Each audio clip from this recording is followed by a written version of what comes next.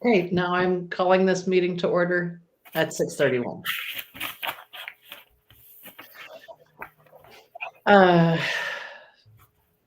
Okay.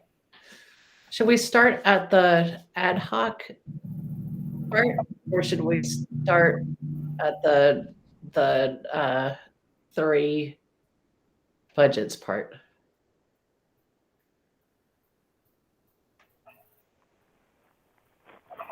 Well, I think you decided, Elizabeth. You said ad hoc first. Okay. Okay, Jennifer, the ad hoc ones were the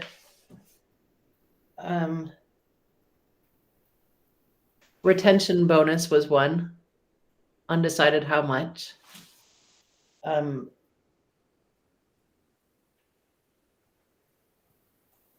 We had vans in there. Vans. We had lights. Right. And then we had the voice amplification system. There were others that we didn't really kind of know how to spec out in any way, shape, or form, like performance facilities for the community or things like that, right? They were just like kind of too big for me to know what to do with, so we didn't put any of those things in. What about the Makerspace? Was that part of the ad hoc or part of the regular? The Makerspace at Windsor is a part of the budget. So it's not an ad hoc part. They decided that they wanted to integrate that into the work that's already being done by their librarian. So can we start there? Because that's where I'd like to start making the case for the vans. Philosophically speaking, I want you to tell me if I have this understanding correct or not. Philosophically, the Makerspace is part of kind of tailoring the Windsor School into its own particular identity. Is that right? Versus Albert Bridge, which has the place-based identity. Is that right? I don't know that that's, and Colleen certainly can speak more, but like Windsor's got so many different sort of things going because of the different groupings that the Makerspace is like for one category, but then they have other things going on at different levels that sort of identify, you know, when you're at high school, you just have different opportunities and things that help, I think, identify who Windsor is. But Colleen, do you want to jump in there? Sure. I was just going to say, so the Makerspace is for our K through 6 students in the library. Our librarian is trying to work more so with the Heartland librarian, who has more of a expertise in the STEM and the Makerspace curriculum, whereas Tracy has more of a stronger library media background, and they've been working together. Tracy has done Makerspace on a lower level with younger kids, with robotics, with Rubik's cubing, with some of like the making race tracks and marble tracks and things like that to get the kids engaged, and they loved it. And I would say that was the year before COVID. And we're definitely trying to build up our tech ed program, which has more advanced robotics, 3D printing, CAD drawing, all of those things that are related to STEM and STEAM, and making those connections so that kids can have a place to fiddle, to Makerspace, and adding that in there. Saying that we would make it unique for Windsor and Playspace would be unique for Albert Bridge, I wouldn't necessarily say that. I would guess that if Jennifer can have Makerspace in Albert Bridge, she would love it. And if we could have more place-based things going on, we would. And our our PE teachers, especially with the younger kids, are trying to do like place-based stuff, some fort wilderness things in the summer, I mean, in the winter, and then the teachers with the Friday forest curriculum are definitely trying to do place-based things. So all teachers are trying to do both. Having it in our library is just giving us kind of a central location that can add to our 7 through 12 program. Questions? I have a question, Colleen. So does Windsor offer I hate to use this word, but industrial arts, I mean, which is what is offered for what I've seen for kids K through 6. No, more like 6 through 9. So we have wood shop for 7 through 12. That we call it the tech ed class. So 7th and 8th graders have an introduction to wood shop. They have introduction to computer engineering. They have introduction to robotics. They have introduction to CAD drawing. Once they get in the high school, it can turn into fine furniture making, more advanced CAD drawing, definitely a required computer engineering class. The 3D printing, we have a 3D printing team, and we have had a robotics team. So that we don't call it industrial arts anymore, but we call it tech ed, and it has a variety of pieces to it run by Aaron Day. So would Bill? Makerspace be sort of an equivalent to these these tech ed classes, these intro classes that you're talking about? I think it would be the equivalent at our school right now for K through 6 level. And Tracy has definitely worked with Aaron on a few of those topics before. Definitely the robot.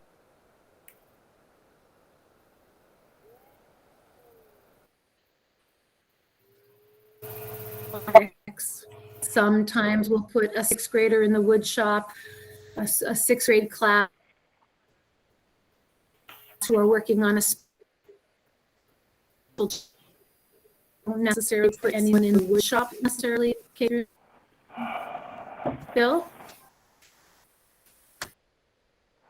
So my understanding of the Makerspace is that it is something that's going to go into the regular budget. So it's really not going to be an ad hoc. Right. As we're on a time constraint, and also it's something that you would develop in the budget. So as your capacity increased to do Makerspace, then you would increase the spending for it. Okay. I said that in the beginning, that the Makerspace was in the regular budget, but that I wanted to talk about the Makerspace because I think it helps bolster the argument for a van to enhance the place-based learning, because a 10-person van could easily accommodate, it could accommodate a class at Albert Bridge to go. I would like to see the place-based program include the Windsor grasslands. I think it's a really important part of our area. And if you think about, and we've done that before in the past, Elizabeth, when we were able to do some more transporting, we would go over into Windsor and do some of that work. And we had some nice tour guides also during that time to help us. yeah, there's a lot of, all of the people around there can have and love to put together local programs. The Paradise Park Committee is happy to make connections for our schools. Yeah, but thinking logistically about the class size that I had, I mean, to be able to transport 10 students, I think I never had a class that small, ever. So. So are you saying we need 2 vans? Or are you saying No, we need I'm 0? not saying 2 vans, but what's the number of, what's the license qualification for the van? I thought it was 12 students. So 12. here's what I've heard after we had our original discussion about it, which is for the average person, they can actually drive a 15-person van without getting a special license. However, in education, if you are in education, you are actually can only transport up to 9 people without getting a specialized license. So a 10-person van would be the maximum for us to be able to transport and fill up all the seats without having to get special licenses. And how difficult is it to get special licenses, though? I have no clue, Bill, but I'll look it up in my free time. Okay, because a CDC, a CDC is not particularly difficult. That's what my son is looking into right now. To get. Well, right now, our van is being used by so many different people. I can't imagine 2 administrators, 3 teachers, 5 coaches, a couple paras all getting specialized licenses. Right. I would prefer to invest in stipends for a specialized license and get a bigger van to be able to hold what I would consider a mid-sized elementary class or a normal-sized team, which would be 12 to 15, and get something larger. I think that's a good idea. I can say, I may have mentioned this in a previous meeting, but I was a limo driver in one of my former lives, and I got to drive the party van, and with the disco lights and everything. And they're a lot of fun to drive. They're not hard to drive at all. No, and especially with the way automatic transmissions are today. Right. We're not talking about standards and double clutching and stuff like that. We're just talking about getting the certification, which is just a little more difficult than getting a standards license. It's taking an extra test, basically. Yeah, right. So you have to for the extra money, I think the biggest bang for our buck would be the transportation. After that, I think the second largest bang for a buck would be the audio enhancement. I think it's really important for us if we're going to have this money and we're going to invest it. I would feel much better ad hocing things with instructional merit. Transportation and audio enhancement are the 2 things. I think it's a great idea to think about lights. But at the same time, though, we've been playing football games during the day for a long time. And the extension of dyslexia, word lock, daylight savings, unless we have a 1,500 student high school, we don't need night lights.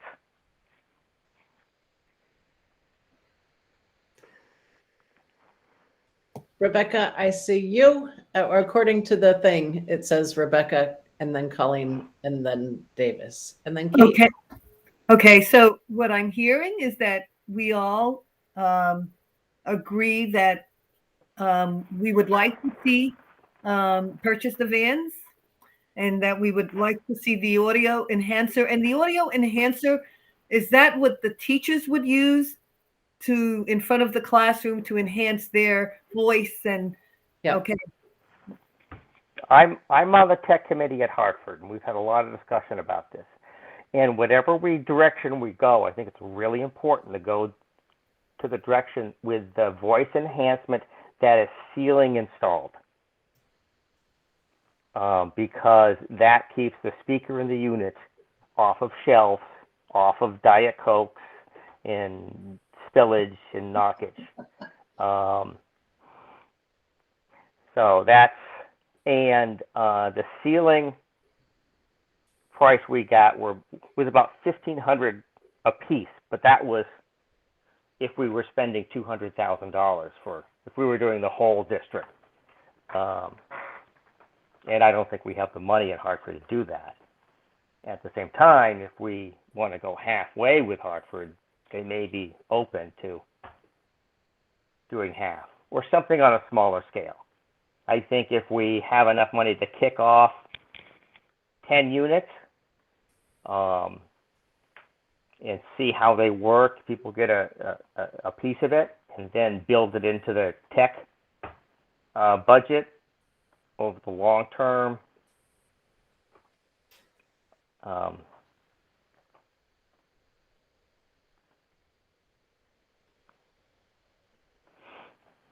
I think the audio enhancers, given COVID and given what's going on, would be so ideal because it would allow teachers to not have to go up close with and connect with students, which they would do it automatically. But I think the audio enhancer is a real valuable piece going forward for our class. The audio enhancer, I'm sorry, Rebecca, but I'm really excited about this. The audio enhancement allows the teacher to create controlled chaos. Okay, and when you have controlled chaos, that is when you create just an amazing learning opportunity. So in other words, the kids are completely engaged. They're engaged with each other. They're excited what they're doing, but the teacher still can control a larger room, control a classroom, and allow students to be engaged and excited. I mean, I've seen the audio enhancement utilized in a way in which it's just wonderful to see. Because, I mean, not everyone has my voice, okay? I could do controlled classroom with my voice, but I have decibels far beyond a normal human. But to have that, to listen to a teacher in a normal, calm tone, guide students through an activity in a double-sided classroom with 36 students. And that's just great to see. To see a PE teacher outside communicating and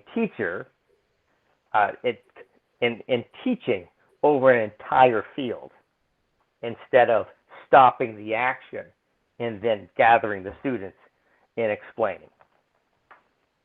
So, okay, I'll be quiet. I was just going to say that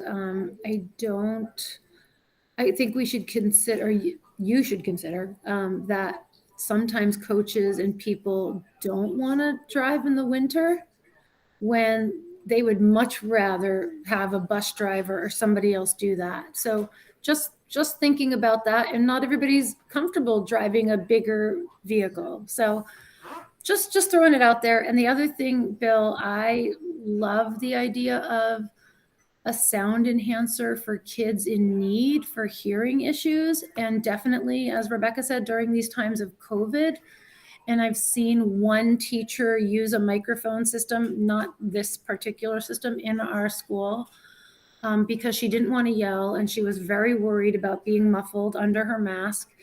And the kids got used to it. But I think I would probably respectfully disagree about it actually making it easier to be engaged. I think the teacher still has to do their teacher skills to help engage the students. I don't think that microphone alone is going to do it. I do love the example of the PE teacher on the field. That one sounds good because that's a harder space to control. But I don't know if I agree with engagement just because of the sound system. Well, you don't have to agree. This is not an administrative discussion. I think I brought that up at another meeting. So. I could keep it zipped. No, that's fine.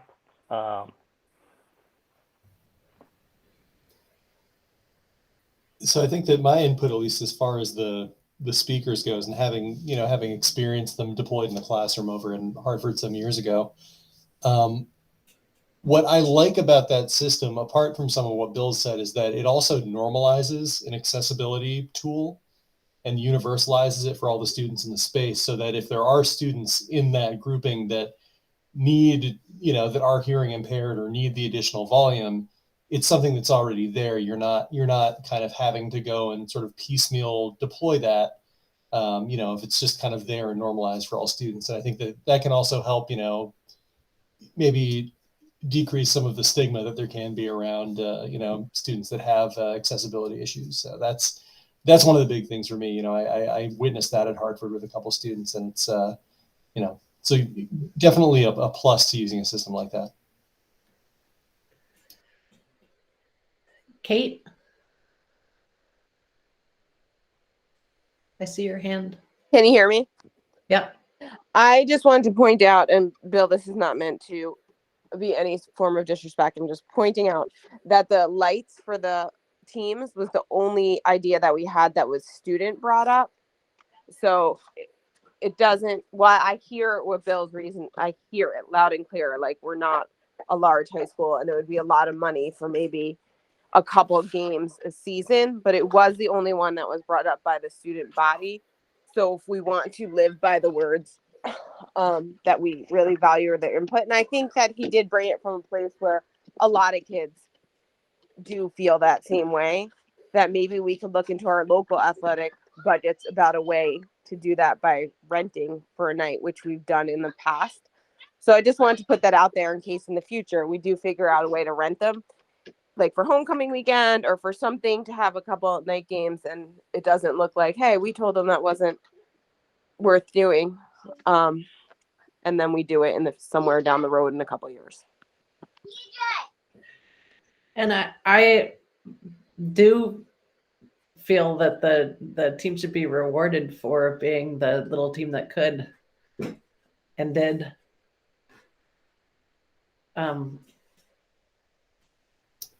So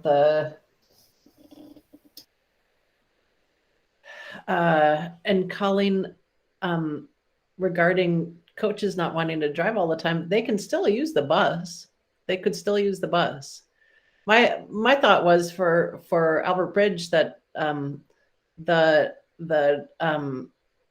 the cost of using the bus is so high that it makes it impossible to do any kind of field trips, which is why the field trip budget is like $1,500. And as such, I think it would pay for itself pretty quickly if it were considered as a field trip item. And it could be used district wide. So that was my thought. Does anybody else have any thoughts about the van? Rebecca. I just also think that it can be used if we are going to drive or try to promote relationships with businesses and for our students and the business. And so, I think it can be used for lots of really good things for our students. I do also want to thank Kate, because I think pointing out that this is something, the lights, that's another subject, but I do want to just say that we do value student input, and we really want to try and find a way of honoring that.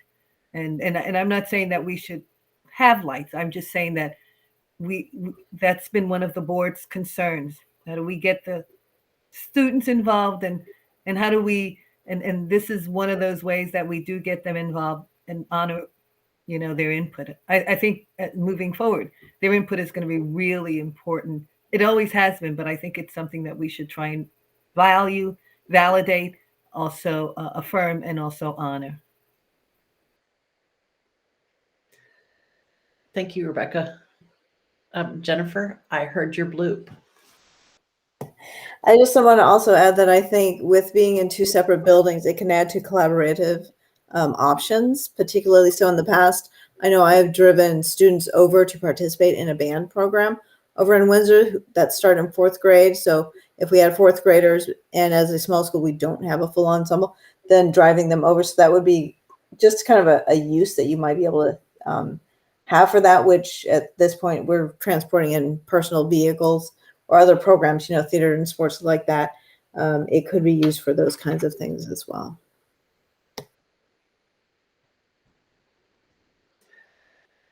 So, okay, I think that we should. I think the suggestion of the bigger van with the stipend for licensing. Let's do fist to 5 on that question.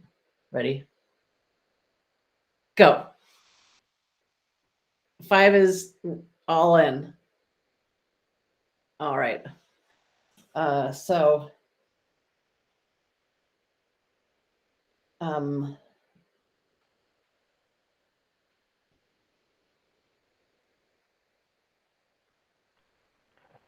The other thing with a larger van, it doesn't necessarily mean that a unlicensed driver can't take 9 students with the same van. Right. That's so a good would point. you then like us to put together that in our proposal to add a bigger van with stipend, or is somebody from your team going to do that and give us the information that you want for us to add to? I'm just saying logistics of putting this in the budget. Does it go in the budget if it wants to come out of the capital reserve? I don't know the answer to that, because the kitchen's not going in there because we're not asking for that money out of next year's budget. We're asking for it. Sorry, my kids are home. We're asking for it out of the capital reserve. Right. Well, I thought it was out of the building fund, the building update fund, right? So it's not out of the capital reserve. Right? Am I right about that? If it was coming out of the capital reserve, we'd be talking about it tonight. Right. I could be wrong, but I thought that's what Larry said when he presented it. Hold on a second. Yeah, I thought so too, but I think the items you guys want to talk about tonight are regular budget. I'm sorry? I thought the things that you guys were bringing up tonight were regular budget. No, we're talking about the ad hoc things at the end of the budget. Ad hoc, sorry. Yep. Hold on one second. Let me just see if I can find so many notes. Oh my goodness. All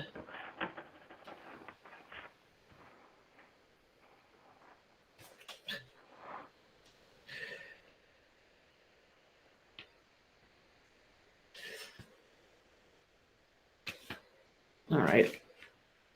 Sorry. Holy cow. Oh, here. Okay.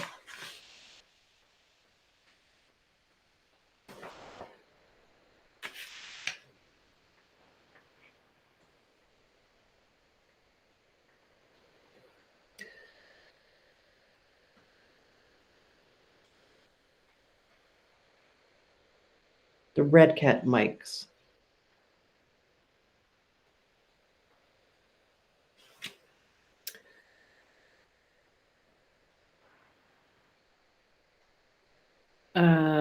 Oh, here it is. Nancy asked about the cafeteria, and David said that it was going to come out of the capital improvement budget. So that's what that is. So it's not coming out of the surplus. Okay, the audio enhancement, what do we, if they're $1,500 each, then how many classrooms do you think we want to start with? I think we agreed that we would like to start in the elementary school. Is that right? Or at the I should say at the elementary level. Is that what we? I'm asking you to lead on this, Bill. Yeah, I think we'd have to budget it out. I know that the light speed units, the cost depends on quantity. And if we're only going to start with several and we're going to go with a more expensive unit that is a ceiling installed, then it's going to be more than 1,500. The other thing to consider is that there is whether or not how we're going to pay for installment, because that could be pretty pricey itself. So if they're not hard to put in, but I know it's always in Hartford, it's always sort of a back and forth when we ask the maintenance department to do something that is a little different. I think Jim Taft is quite flexible and capable of doing this himself, but that's just something to consider in price. Larry did quote $1,500 a unit, and the unit he showed was not the ceiling unit. Okay. So, and that has been a problem at Hartford, because they turn into paperweights and they get trashed. It's like the difference, for those of you who remember back in the day, we used to have projectors on carts. The amount of damage that they took because they were at the level of the students as opposed to on the ceiling. It's the same sort of thing. Okay, so let's round up to $2,000. Do you think each, including installation? I have no idea. That number, I don't know. So let's at least ask Larry to cost out 10 units. How does that sound? Okay.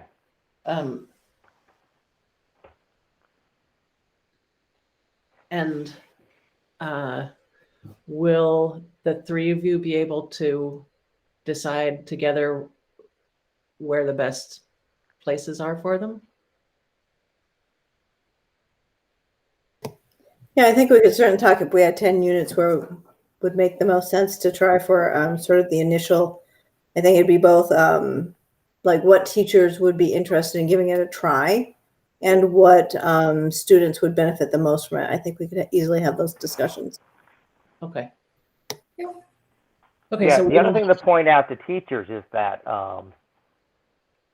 not so much once they're installed, you're not going to move them. These aren't easily moved units. They're not horrible to move, but each time you move them, then that creates a problem. So if a teacher is assigned to a room and they get moved, the unit stays.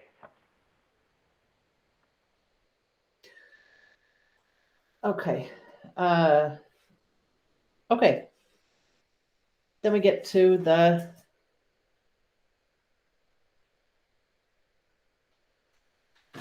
retention bonus question.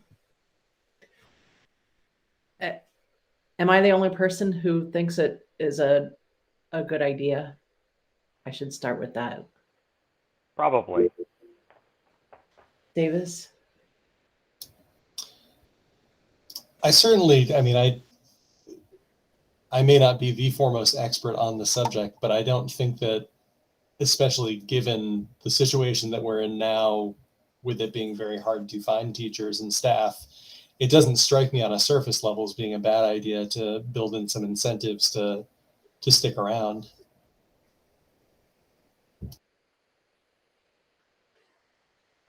Okay, so let me clarify. this isn't just, because the last time we discussed it, it was talking about just a bonus. So this is talking about an incentive bonus. Yeah, a retention bonus for, Okay. Yeah, when I hear And- retention bonus, it tells me that it would be, you get through to the end of the year. That would be my assumption. Yeah. Yeah. I have to say that I appreciate for in lieu of a better word, the horrors that teachers are going through the last 2 years. At the same time, though, during negotiations,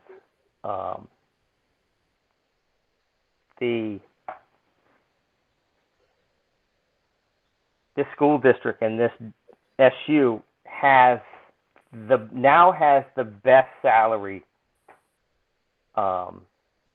scale within 100 miles in Vermont.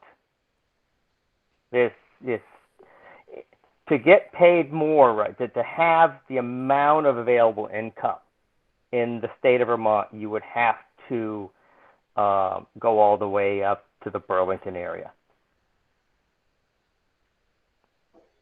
It's that we just spent a load of money on staff. I suspected that you might provide some missing context there, Bill. Thanks. Yeah. yeah, and I wanted to know about that as well. Yeah. Rebecca, wait, let's pause this. We're going to pause this part of the discussion, and we're going to very quickly, since Nancy is here, I'll take a motion to ratify the, what was it, 2022, 23, 23, 24, and 24, 25 teachers' contracts. Motion to ratify the next 3-year teachers contract. Yes. Are you making that motion, Rebecca? Yes, I'm making that motion. Second.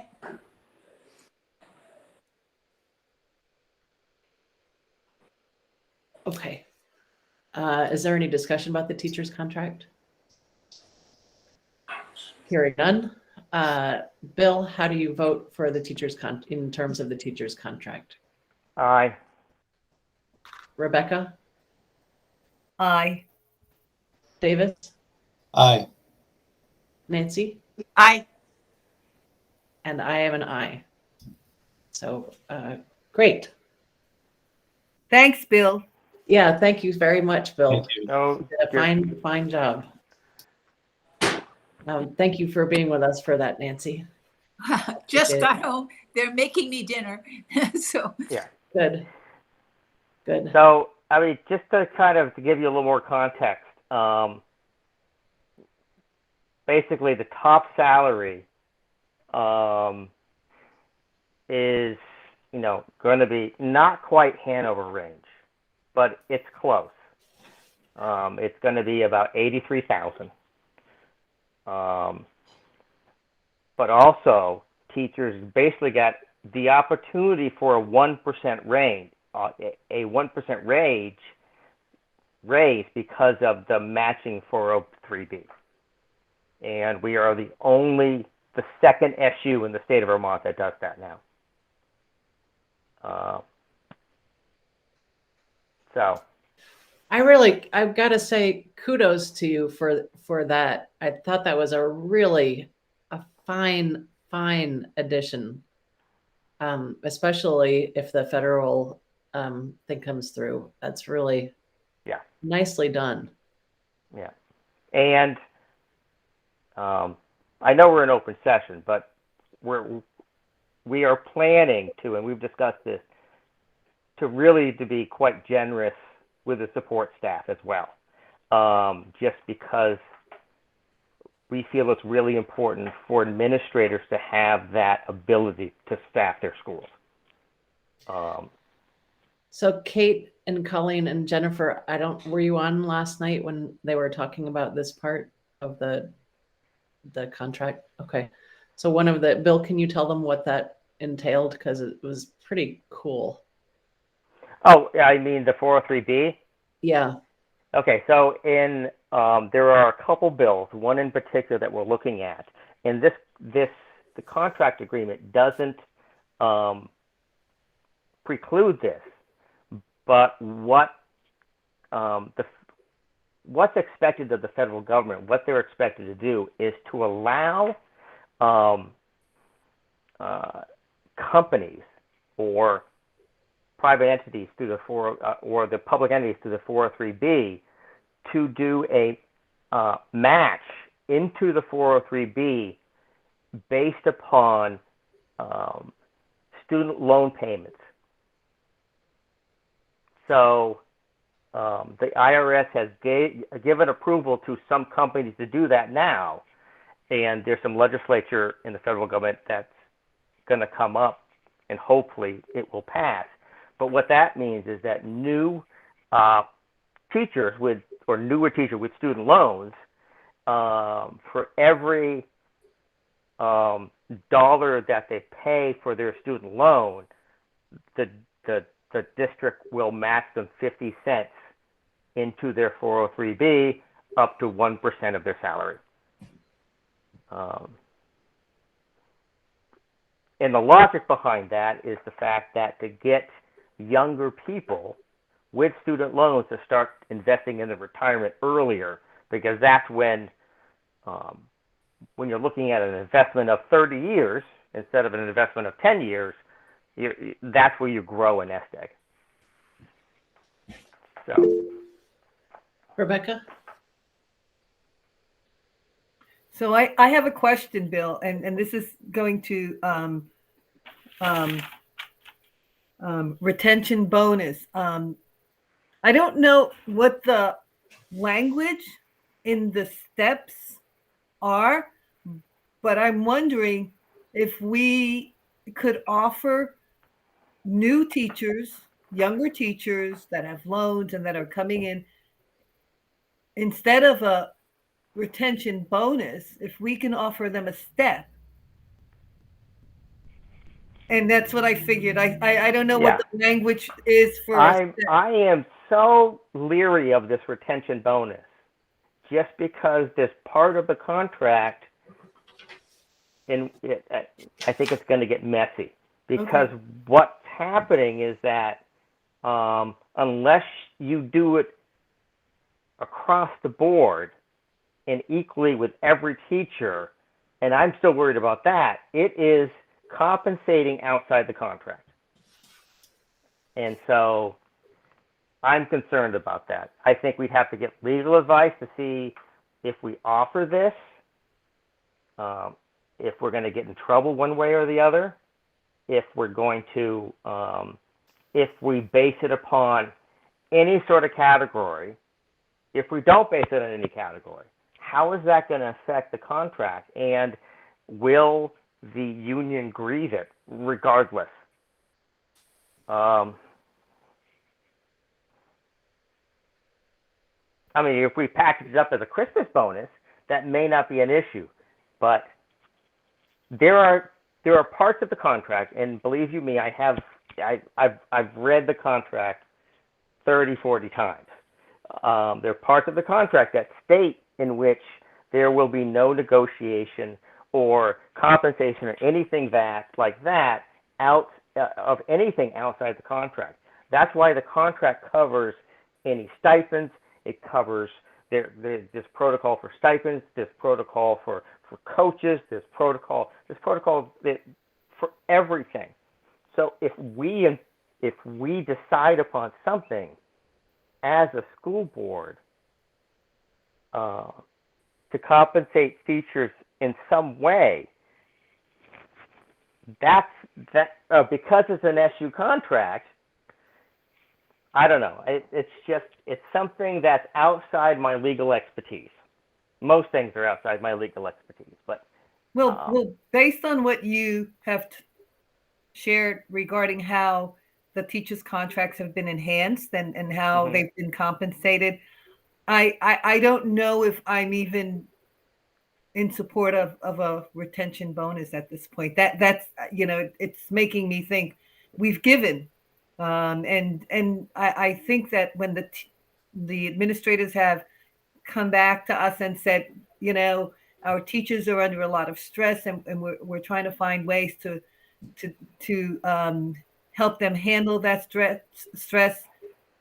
You know, can they use that 45 minutes at the end of the day to do A, B, and C as opposed to, and I think we've tried to, we work with them. And so I'm just wondering if we really do need to consider a retention bonus at this point, especially on the heels of a signed contract. I'm really hesitant. Yeah, I think hearing about how, excuse me, how comprehensive the contract is now and what it covers. And you know, Bill, you made a good point. The fact that it's SU wide,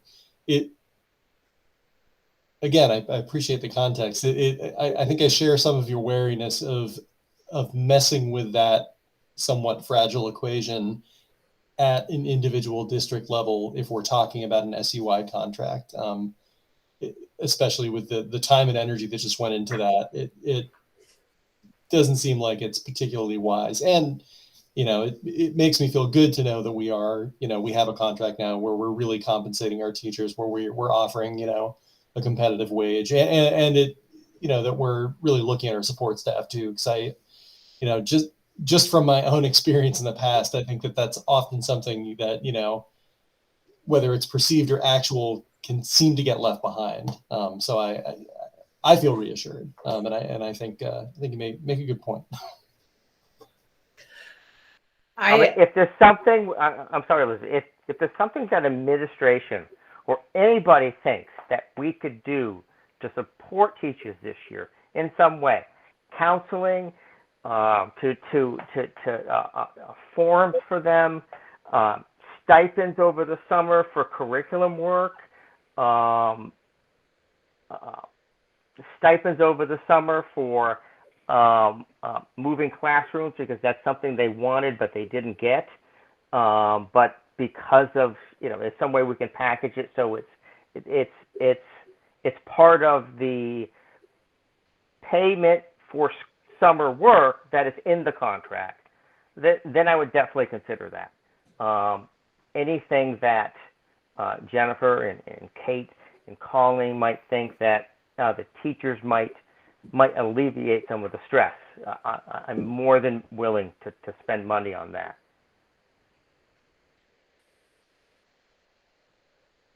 It's subs that we need, and I know you're willing to spend money on it, and we have the money to spend on it. We just don't have the humans. What about college students? We're considering that, you know, especially now when they're coming home for breaks. But the problem is that we're in this uptick right now, right? And then it's just nerve-wracking for you to be the one to make the call. I'm going to take this kid in from college. You know what I mean? And I can't guarantee. Kids are kids. I was a kid once. Yeah. And better believe that a pandemic wasn't going to stop me from going out when I came home on college break. It wasn't.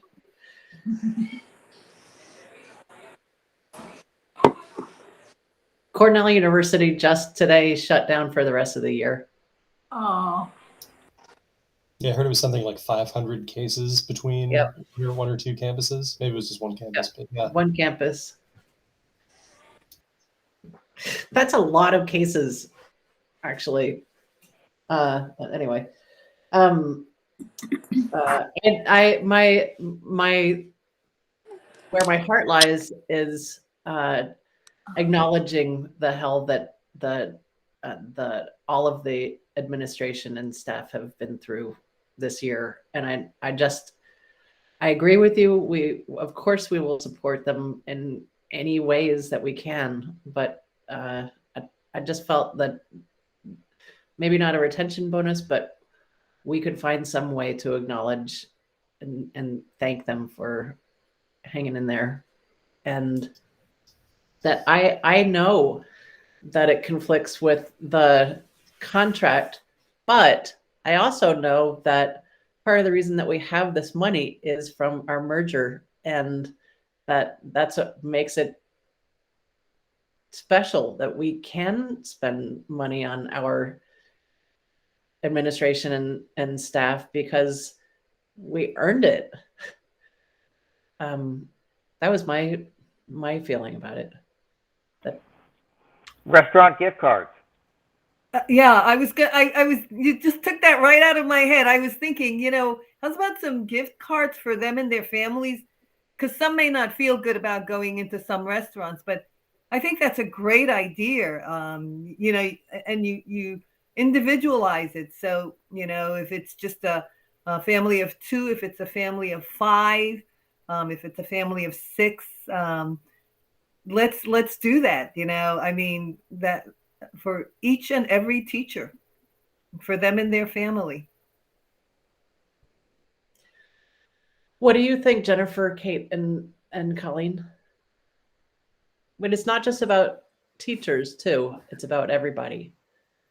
So I think if the idea is to sort of give a nod to the hard work that has had to be done over the last couple of years, and a way that may help sort of support a feeling of less stress, I think, and also supporting voice and choice. I'm not opposed to just asking, right? Going and having some conversations with the staff and say, look, they're looking for something that seems doable and wouldn't put you guys in compromised position with your colleagues across the supervisory union.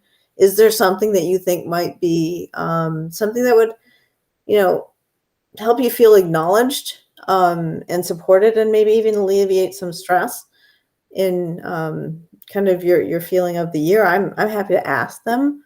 I can make all kinds of guesses, but voice and choice often I think is a pretty powerful thing.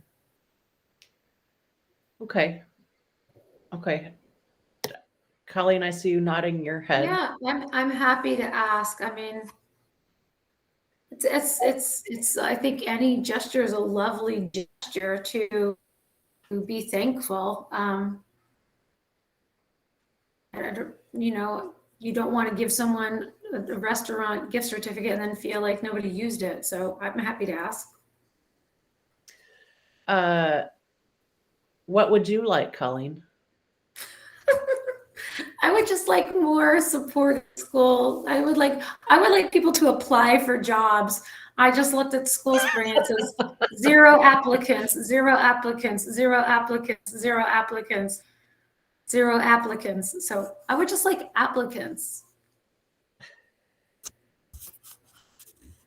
You guys are welcome to come in the building and sub if you want.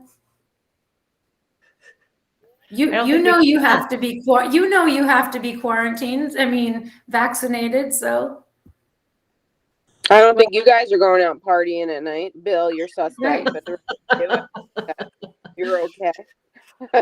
I would totally do it, but I don't think we're allowed to. I think if we're gonna suggest college students, we would happily take you. All right, sure, I'll do it. I'd be glad to do it. We can find a space. All right, but I do need to find out whether it's legal or not. It would have to be a volunteer thing. It couldn't be a paid thing. Absolutely. It would have to be volunteer. Yeah, and actually one of the things I asked my teachers what they needed, some of them just need a couple of hours to get something done. And so over the last month, I've given all of my classroom teachers 2 hours and that I would go in and sub for them. And it's been huge, right? Just to be able to say, here's your time. You need to leave early or you want to take a longer lunch break, right? It's not something that you're accountable for. It's just, here's your 2 hours of gift. And that was, it wasn't much, but just that little bit, I think, goes a long way. So I think it goes to the fact that they're really feeling the pressure of being understaffed. I think is really it. So when somebody's absent, everybody's pulling up the slack and we don't have a lot of wiggle room.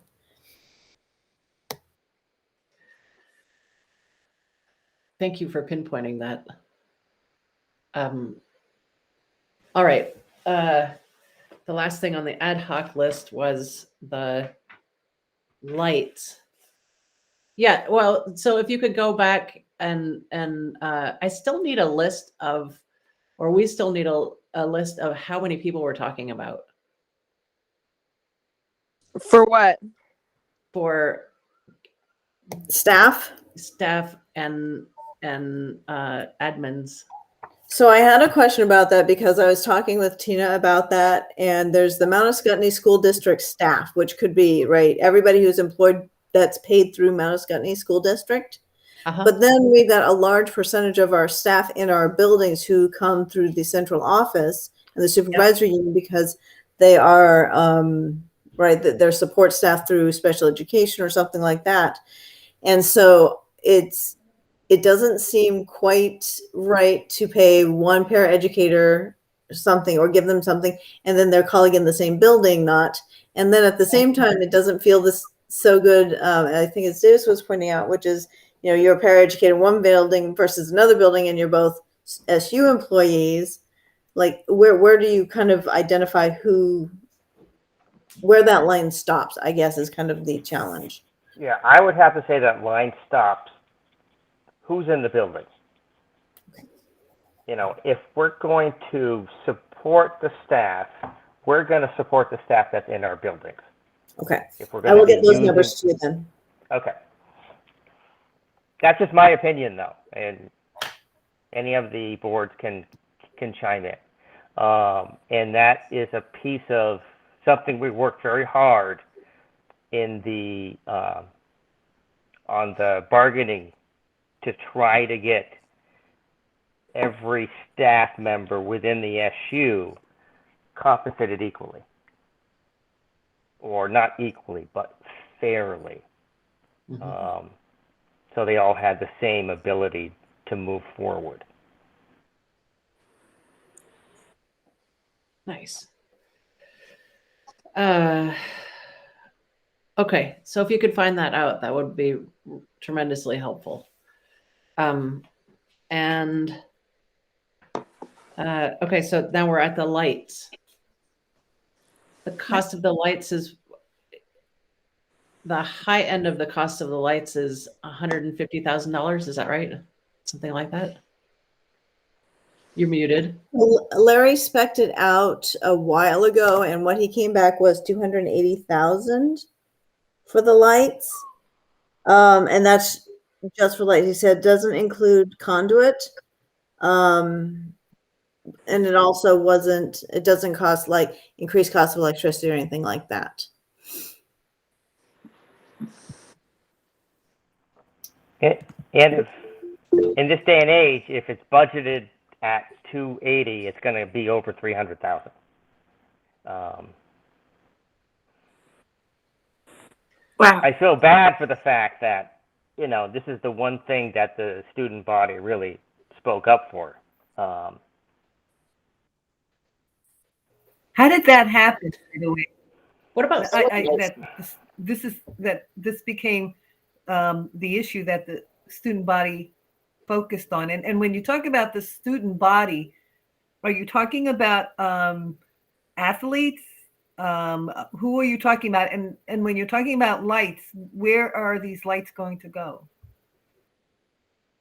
I think it was a sort of athlete that spoke up, but I think it was just coming on the heels of the time when it was. We had just gone to the night football game at Springfield, and it was just a really nice experience. Like all of Windsor showed up in droves, and their principal or their AD sent us an email about what a nice crowd we were and how he noticed us cleaning up afterwards and how it was a good game. You know what I mean? It was just like serendipitous. And then came out with, hey, we have this money. What do you want? It was like, hey, we want lights too. And, you know, we compete whether we want to or not with Hartford and Springfield, who both have lights, and we all have super nice athletic complexes. I know in the past, 1 year since I've been here, and I think this is my 14th year, we rented lights, and I don't know what the cost of that. And I'm hearing like exactly what Bill's saying right now, like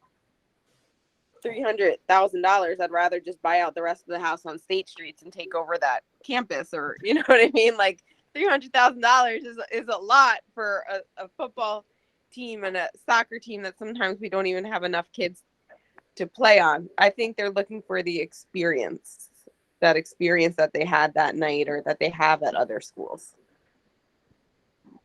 And I just want to say Yeah, I really appreciate it, that input. But I think that it dawned on me, who is it that's asking for this? And so when you say students, are you really including and giving other students in the school an opportunity to also voice what is it that they would want? And so, if we end up putting up lights, how are other students going to look at that? And I just think that we just want to give thought to that. I was just going to say, I think if, I heard someone say it's only so many home games.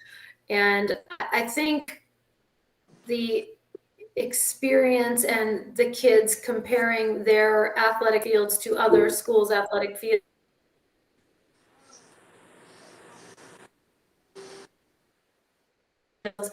is probably where them try to use it as much as they can and have soccer games and field hockey games and think of other events that they could have that could bring the community together the way a football game under the lights or a sporting event under the lights can do. I went to the Macbeth play, and you certainly need mics, individual mics on actors. So there are a heck of a lot of things that could be done.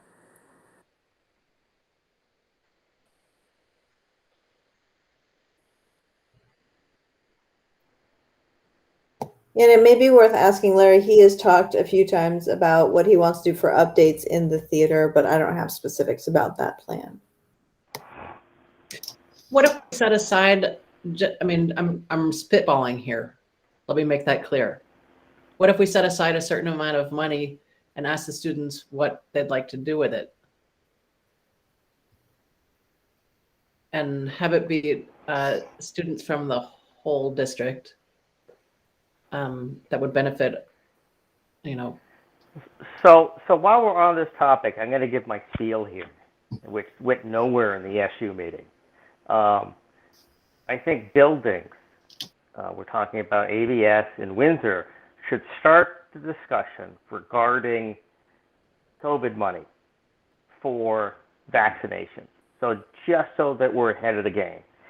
If the Windsor schools got, say, $10,000 because their building is 90% vaccinated, what would the students want to do with that $10,000? Because they could do whatever they want with it. Anything. And if we have the documented participation of the students in the answer, we're halfway there with, that's one of the prerequisites. After that, we just have to get, 90% of the building vaccinated, which is the tough part. But getting it out there with the students that, hey, it's up to $15,000 available, depending on the percentage you get vaccinated and the size of the school. If the school got $15,000 and the students get to spend it on something appropriate, what would you like to spend it on? That might generate some excitement. Yeah, I think I do like the idea of looking into that grant and starting that application process. I think that it's definitely an incentive that we want to encourage in the student body. And then also, I also like the idea of maybe re-engaging the student body. Again, I guess I still don't really understand the process by which the lights idea came up, like if it was like a school-wide survey or if it just kind of naturally percolated up. But yeah, having that money and then making sure that like everybody's voice is being heard in some organized way.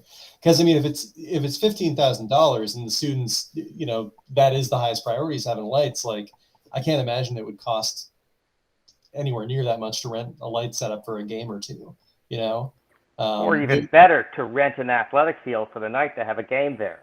Yeah, right. Exactly. So yeah, no, I think that is a good idea. Let's take a field trip to Castleton, and they can have a game at Castleton.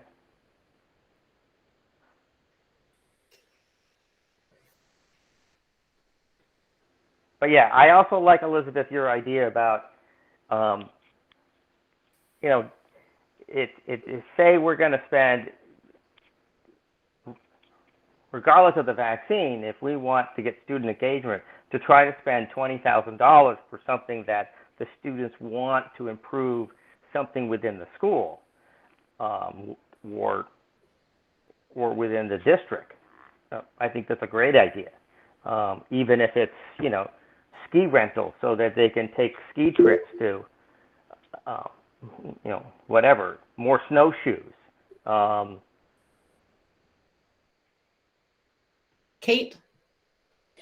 Bill just triggered my memory of a great idea that I had the other day, of that we have summer programming for academics, and that's what we have the money for.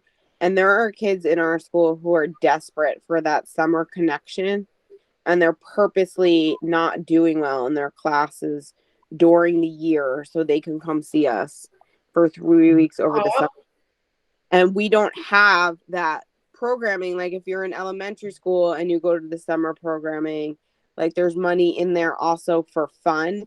And we don't have that at the high school level, and particularly freshmen and sophomores. Like we are their opportunity to go kayaking. We are their opportunity to hike mountains. And Chris Lord does a real nice grant funded program. He does 6 trips over the summer where he takes 7th and 8th graders to different caves or mountains. If we could get some sort of money to just say to the high school kids, like, come here, we're going to do fun things with you. And I think I would have the staff through our guidance department. Greg and Jess are doing things, extended learning opportunities this year, where they're taking kids just out on trips like that, because we're their only opportunity to do that.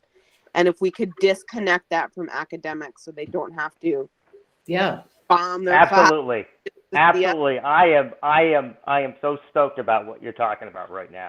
I think that's a great idea, to make that connection with students regardless of their academic need over the summer. I think it's a great COVID stress reliever to try to get back to some level of normalcy with being human, for staff and for students.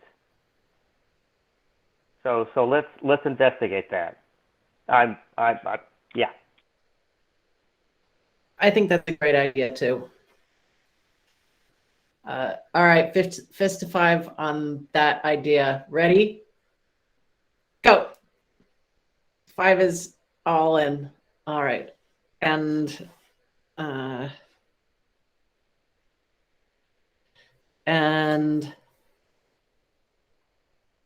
can I clarify which idea that is and what it is Kate, Colleen, and I should be doing about that idea?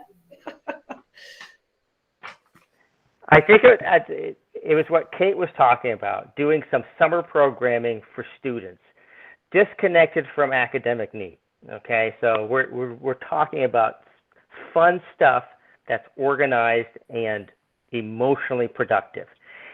And well, I just wasn't clear if it was a summer thing or if we were talking about student voice on spending money about something. Right, and so I think your first step for administrators to reach out to staff to see if who would like to create something, get paid for it, fun activities, and safe activities, but fun activities for student engagements over the summer. I'm gonna consider this an investment in community building. Perfect. Yeah, we can walk right from there, so long as we know what it is we're going for. Thank you. Also, an investment in mental health for staff and for students. So, but that's also something we could tie in with staff to plan activities in the summer that are just straight out fun, not academic related. To organize and pay for a night at Harpoon or a canoe trip or something like that, where it's community building, where staff gets together, enjoys something enjoyable. I think that mental health, community building for staff as well is well worth it. And I have to remember not to say Harpoon, because I know Kate will think worse of me. No, Worse I than she already thinks. already thought it, man. Too bad they couldn't throw a blowout bash for Christmas, complete with cocktails. But that's the last thing we need to be doing right now, to be honest with you. Yeah. Because on the other end, we have people who are struggling with that, and I don't want to contribute to it. Yeah. There are a whole bunch of fairs in the summertime, and maybe we could take kids to the fair and pay for them to get in. And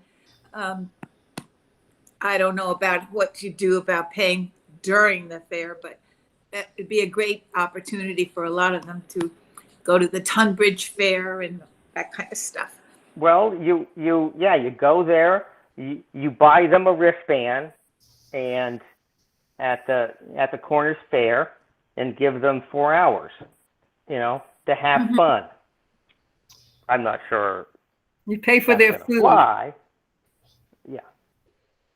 Yeah, I think this, like some of the ideas we talked about earlier, it'd be cool to maybe float some of these as possible ideas, but I'd really love to hear like what the teachers and what the students want for this time too. I think we all have a lot of great ideas about this, but I definitely want to field some responses from the folks who are ultimately going to benefit from it.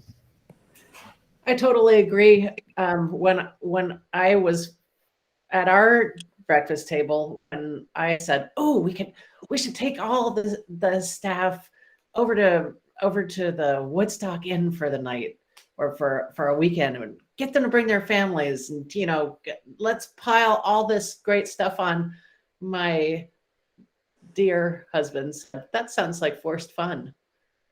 I was going to say one person's like great day out is another person's obligation, and I know that it is seldom possible to please everyone, and I think that's just a reality. We have to accept. But I think that if this is more of a conversation and less of a like, here's a gift you didn't ask for, we're gonna have better results. Yep. It'd also be fun to go to the ocean and swim in the ocean. So would it make sense for us to put together just a brief letter to our staff that we share with all staff members that essentially it says our school board is asked that we check in with you about, or would you guys like to send that specifically? I was just going to say, I could write a letter on behalf of our board and just say, we'd really like, here's our intent. And I think that'd be great for them to hear from you. Yeah. Yeah. Will you circulate the letter for me? Yes, Kate Colleen and I can definitely get it around to the staff. And board, how do you feel about me writing the letter on our behalf? I didn't see the one you already had. I haven't written anything. Oh, good. I don't want to write it if I don't have your permission to write it, or if you'd rather have a collaborative effort. You can write it for me. Thank you. Yeah. I agree. I think, Elizabeth, if you just, forward it to us and let us know this is what's going out to all of the board members so that they're not caught off guard like, oh, I didn't know that's what that said. But that sounds, I'm comfortable with you writing that letter. Yeah, it'd be cool to be able to give it the up or down before it goes out, but I trust you to write something good. And just to clarify too, because I know we've talked about a couple things relating to this idea of fielding input from our teachers, but are we talking in a general sense right now about funds set aside to do something fun, or are we talking more specifically about the summertime idea, some summer fun activities? Because those to me could be two different questions we're asking. Yeah. Mm-hmm. Well, I think my thought is we consider both. it seems like the summer idea that came up that I think maybe has the best potential being a top-down thing is offering that that additional summer programming for students that isn't related to academics. Because I definitely I having worked at summer programs that serve our students around here over the last decade or two. There are students who really, really rely on that programming, and I think that strikes me as just a winner off the bat. But when it comes to setting aside, saying like, okay, in the summer, teachers, what do you want to do in the summer? There may be some teachers who just don't want to engage with the school system in the summer, which is totally understandable. So it might be better to leave that question as more general, but I don't want to lose sight of doing some non-academic contingent summer programming for students. Okay, so Bill, the question right now that we're considering is whether we should do both. Have a non-academic fun summer program for students and ask the teachers and staff and administrators what they'd like. I would like to do both. And Okay. I only ask though for the student piece that we remove the words non-academic and we replace it with something else like community building and right, so forth. Yep. Okay. So 55 on doing both of those things, having the community building summer fun, and asking the teachers what they'd like. Ready, go. And one more thing, what about the students? We talked a few minutes ago about having student voice, about them having an enhancement or thing separate from, I mean, maybe what it could be is that we have a certain amount of money set aside that we get student input on how it's spent. And they could think about it both in terms of X dollars and also adding the potential vaccine grant money to it. So I think it's the vaccine money would be really whatever they want. Yeah. The surplus money, I think it would be directed in that, what could we do to make this a better school? What would you need? Yeah. Oh, you know what? I know what a few people would say. And that is new Chromebooks. Oh. Okay.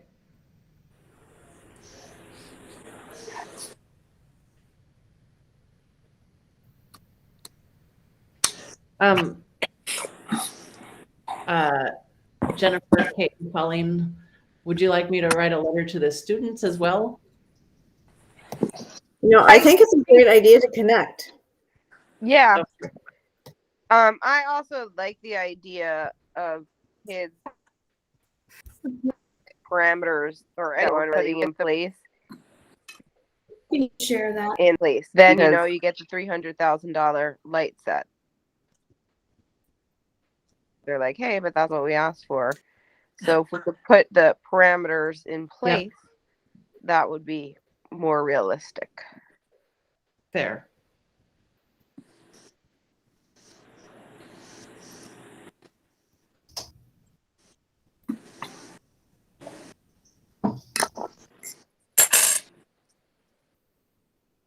Okay. Somebody want to put a dollar amount on How that? much do we have?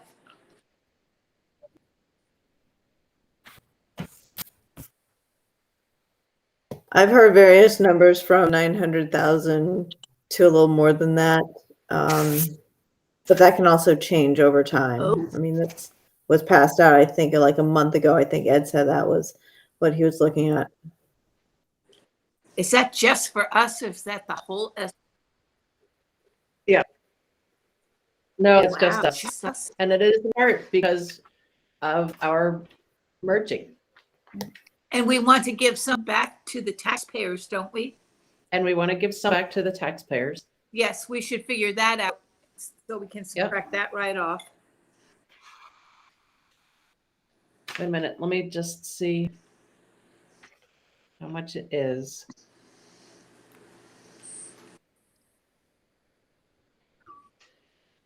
Likes.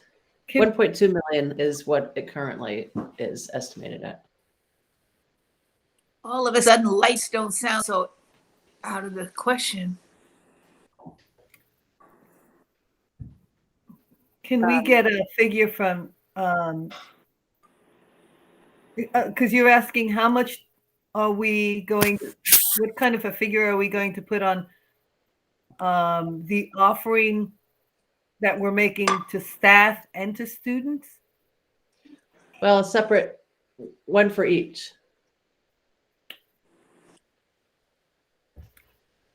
And is the staff's cards or whatever we do for them, we should figure that out. The teachers and staff.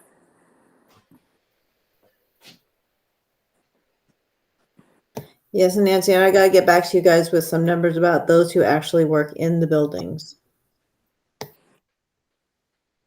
I'm wondering if Katie Ahern can give us a figure on maybe what is it that she's, well, yeah, that wouldn't make a difference because what she spent on summer program, which she's already given us a figure on what she spent on summer programs. But that's a whole different ball game. It is because that was all covered by ESSER. Yeah.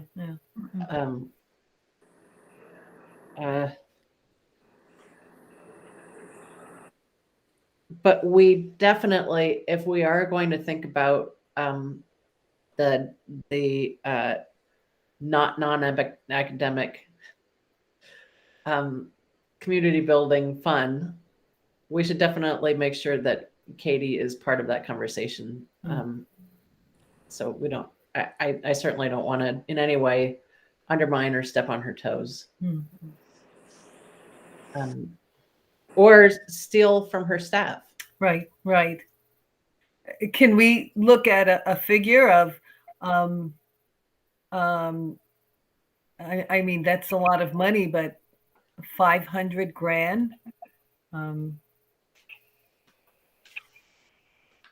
Because I'm trying to think, even if you did something for staff, and if you're talking about, I don't know what the staff, you're looking at potentially paying, one to maybe even a couple of $100 for staff members, maybe less, maybe more. I don't know. I mean, we were at some point talking about a retention a bonus. So I'm wondering if if it's too much to look at 500 grand for staff and 500 grand for students. Don't leave out the community getting tax break. Yeah, I think 500. Yeah, I think 500,000 is a lot of money. So maybe just 500 for both. 500,000 for. I think we should wait to see what sort of ideas that staff and students come up with. When I envisioned this, I was not envisioning spending $500,000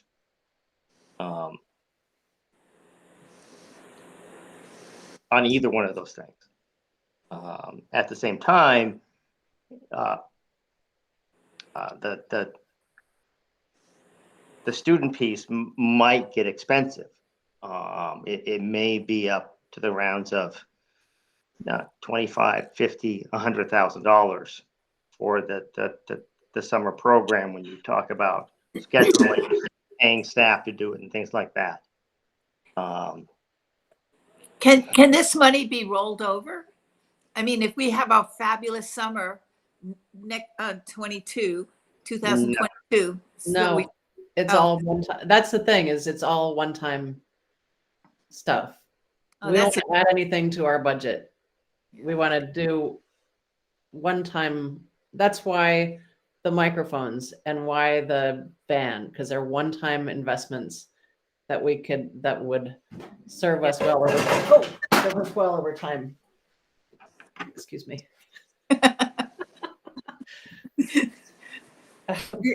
Bill, you're right. 500 is not what I was thinking about when I said that. And so, yeah, I'm totally off with that number. I take that number back. Elizabeth. Yes. I don't know. I think we might have to go in parts. Maybe talk to the staff first about what they would like. Yep. Then go to the students after that, because there may not be, heck of a lot after the staff. And I don't know if we should give a number, because I don't know. We could have one in mind that we're not going to go over, but I don't think they should know what it is. I think teachers tend to be pretty conservative. Students often are pretty clueless. Yeah. So I don't want to keep everybody all night. I think we have what we need for now for the ad hoc portions of the budget. Can we just very briefly talk about the three forms of the budget? I hope that none of us wants to keep the budget as it is.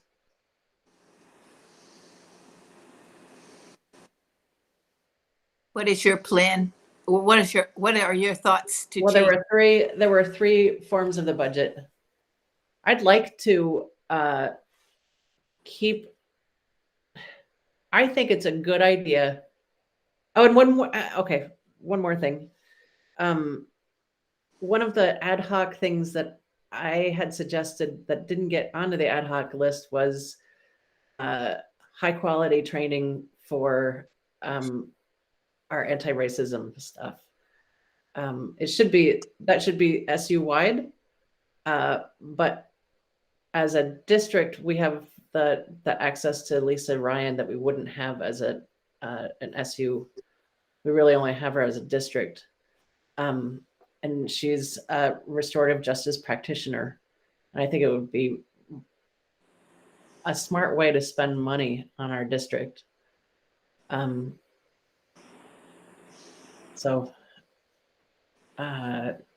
Not saying that it should be $1 million or anything like that. She also runs, I think, $200 an hour. But I don't know what you think about that. There's that. There's also, I'd like to make sure that Jennifer's position is, that the money is there for Jennifer's position, regardless of what the outcome of the big discussion is. So that if the outcome of the discussion is Jennifer stays exactly where she is because that's where she belongs, then her position is funded as such. That's what I think is the wisest thing to do. Does anybody have any thoughts on either of those? My concern with the racism piece is that it looked like they're going to spend a great deal of money with the board first, and I thought it should go to the people who are implementing it, the teachers and the staff. that's my point, is that we have money being spent at the SU wide board. And we'll have money that's spent SU wide on training for, at a certain level. But we also have the difference of having a high school, and that's a different level of or a different type of training, I would think. And we need to keep that in mind. Yes. Because to me, it's not just it's modeling behavior, generally speaking. It has to do with racism, and it also has to do with the way that we treat each other. And as they say, if you lift one up, then everybody rises. So whoever they are. But I think it would be a good investment, and it would be a good investment for both communities as well. But that's my pitch. Rebecca, I see your hand. Well, I really like the idea that Mary Gagnon is coming on. I mean, I really I like what has been happening, where we've had the anti-racism task force, which is one group, and then that encompasses many different folks from the different districts. And then now we have Mary Gagnon, who is working with all of the districts, all of the school board members. I mean, I'm just really appreciating that. And so we're doing this incrementally, and I think that that's really smart. We're just not jumping into things. We're having the discussions. They're hard discussions, and I'm hoping that at the point that, because restorative justice was something that was really encouraged, I'm hoping that at some point, as we're looking at the strategic plan with Mary Gagnon and saying, this is what we want to focus on, year 1, year 2, year 3, however it is we do this, that we then can bring Lisa Ryan into that programming, and that she's... That's exactly right. And I'm not saying we need to get this done next year. I just want to make sure that it's in our budget, so that if we get there, we have the money to, we may not spend it, but I just want to make sure that we have the money there, so that if we get there, it's there. Okay. Yeah, I definitely think that we should continue along this line. As we've said, we don't want to just jump into this. We want to do this right. Absolutely. So that's really important. As far as Jennifer's position is concerned, I've just seen, Jennifer, Colleen, and Kate work in so well that I would really, it's like they, I would want them to be together throughout strategic planning. I want them, there to take us, we're all doing this, but to take us through this. And so I very much hope that doesn't change one way or the other.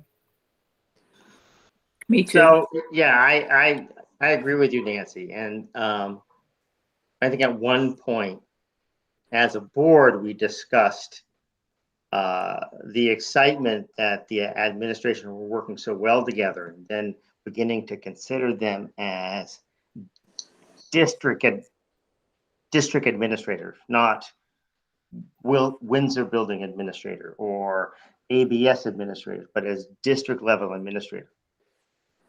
Unfortunately, the state does require us to assign FTE to a building.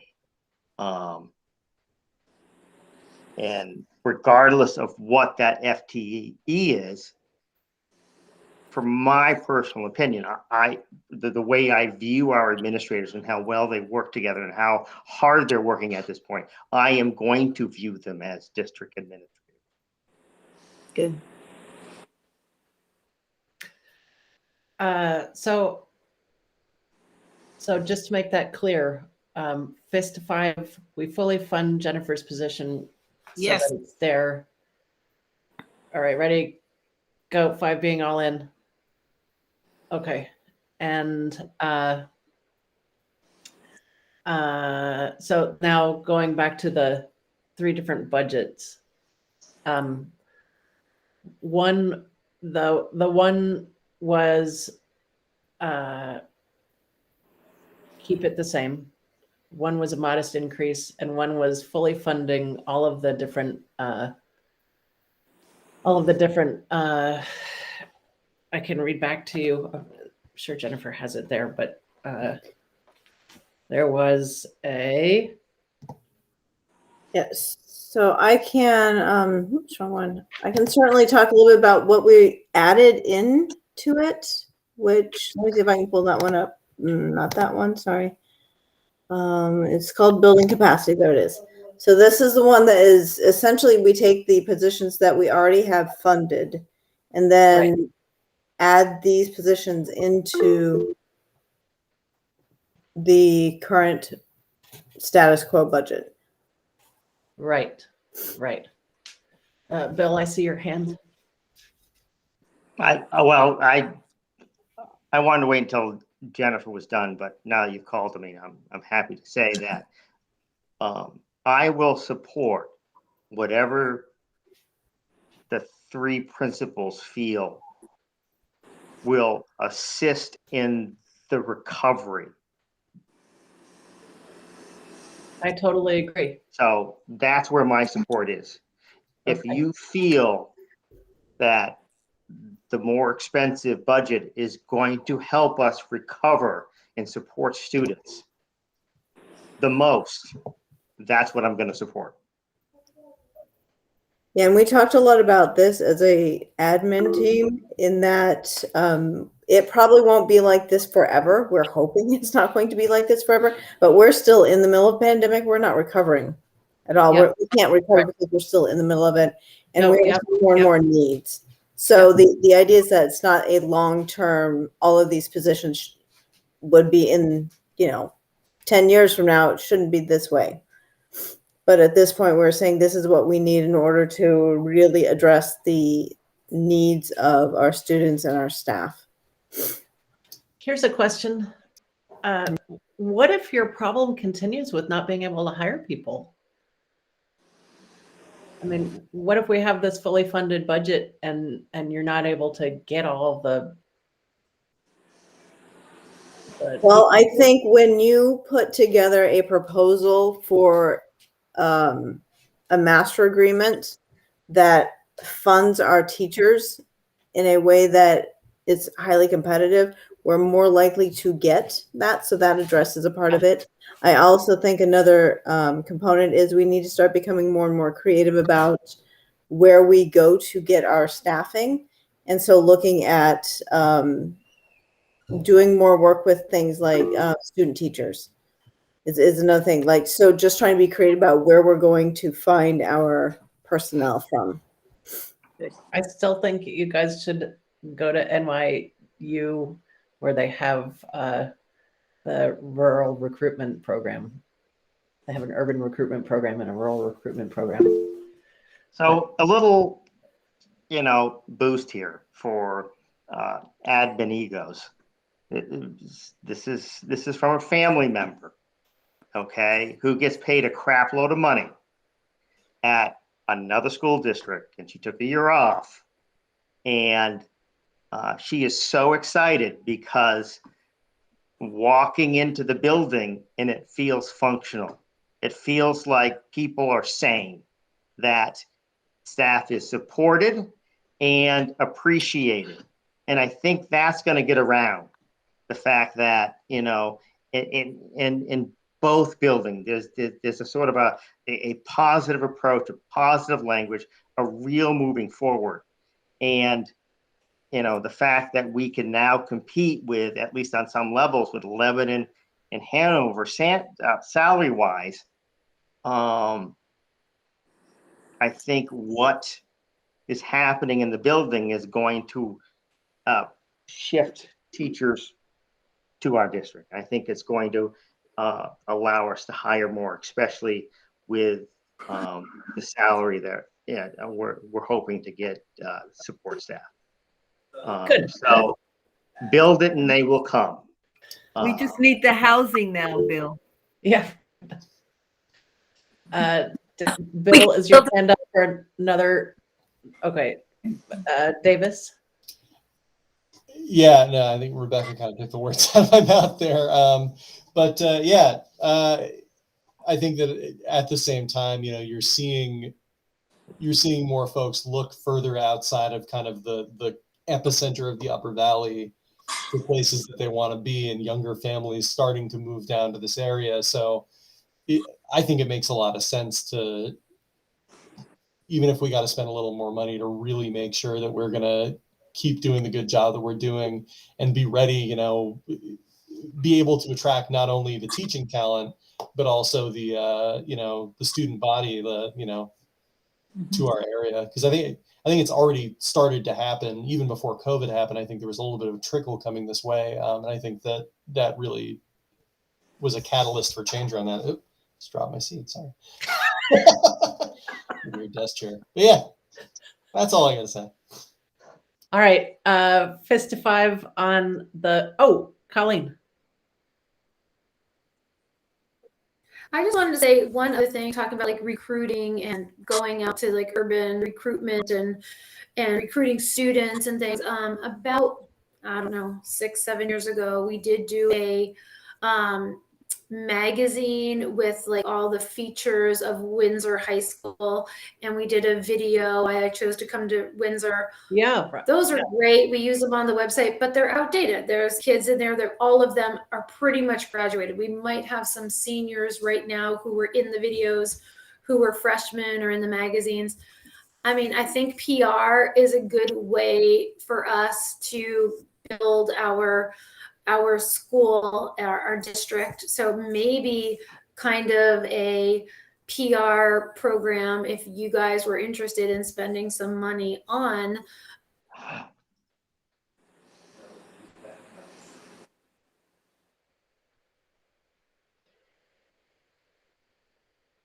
new updated video, test scores, and all those things, whether it's in a magazine or in a video.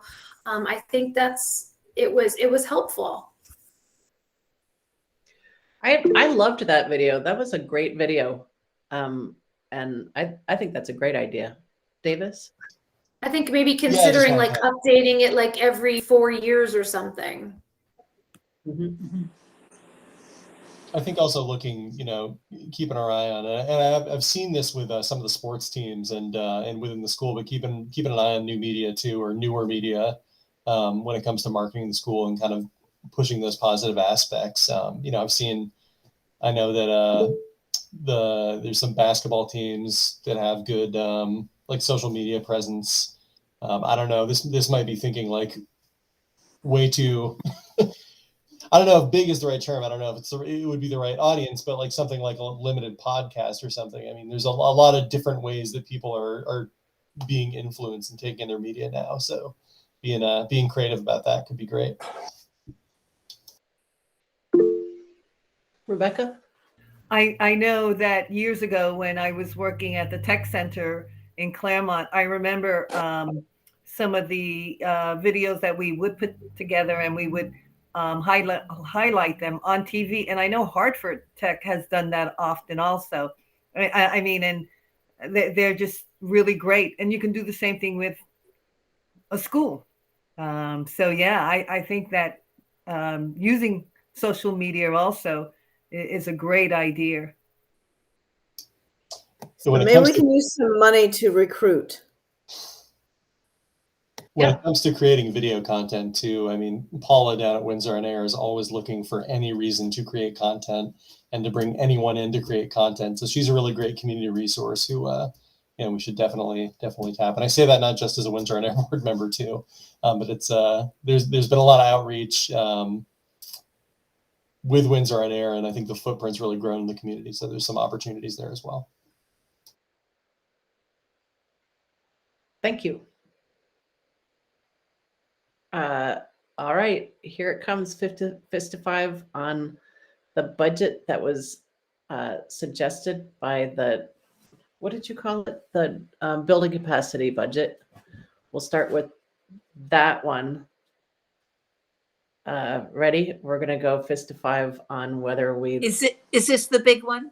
This is the biggest one. Okay. Yeah. And this is the one that the administrators have recommended that Yeah. they need. Ready? Go. All right. One very last thing. So that was, oh, okay.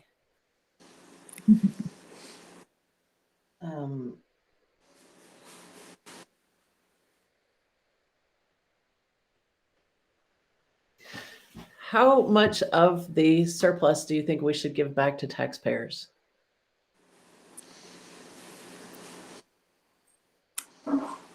I was thinking half. You were thinking half? Mm. Well, I feel that as we're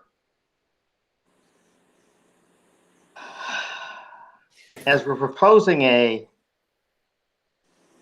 don't know what I'm thinking. I'll be quiet. Here's my problem. My only problem with that, and it's not because I don't think there are two things here. One is, it's not that I don't think that we should be returning money to taxpayers, but we agreed when we merged, it's part of our merger document, that instead of returning all of the money to taxpayers, that we would reinvest a significant portion of the money into our system. Mm-hmm. I remember. Because that was what we didn't want. We didn't want, that would have made the merger, the purpose of the merger, to save tax money, and that wasn't the purpose of the merger. The purpose of the merger was to increase opportunities. At least that's what we said. That was to increase opportunities for both schools. And so I think we should return some of the tax of the money to taxpayers. But I also, we are also going to see a significant reduction in the state tax bill this year. And we should take that into account. It's by as much as 9%. So that's a lot. And that doesn't mean we should chintz out on the taxpayers, but I think we should balance all of those things. Davis? So do we need to come up with a percentage of our surplus or a number tonight? Or are we able to price out some of these ad hoc options we've talked about? Yep. And I think that would be the best approach here, because I agree. I mean, I think ideally we want to keep as much of this funding as we can feasibly in the school and reinvest in our school system. But yeah, I mean, I'm not opposed to giving some back to the taxpayers either. I just want to make sure that we're not doing so and taking away from these ideas that we've had from our ad hoc budget items. So I think I'd like to see that priced out first, and then look at what's left and think like, okay, well, what is there more ad hoc we can do? How much, like, do we want to give this all to the taxpayers? I think that's a conversation that I'm not really feeling ready to have yet. Yeah, I mean, part of the thing was that, part of the plan when we did the merger was look at all the money that we'll be able to reinvest in our system over whatever period of time. It was $1 million, and we had all kinds of ideas about it, how we were, Yes, but also realistically, I remember, I guess it was Ed with, and I'm not stuck with half, but he had big charts to all the people to show what their taxes would be each year. Yep. And they would come down. So that was part of the expectation of the merger for sure. Yep. And those for West Windsor, they have come down. they haven't come down for Windsor yet. It's still in the process of balancing. And we still have some money that we'll continue to save from those tuition Yes. savings. I think we have about another $300,000 left that we'll get back, or not spend, I should say. But Bill?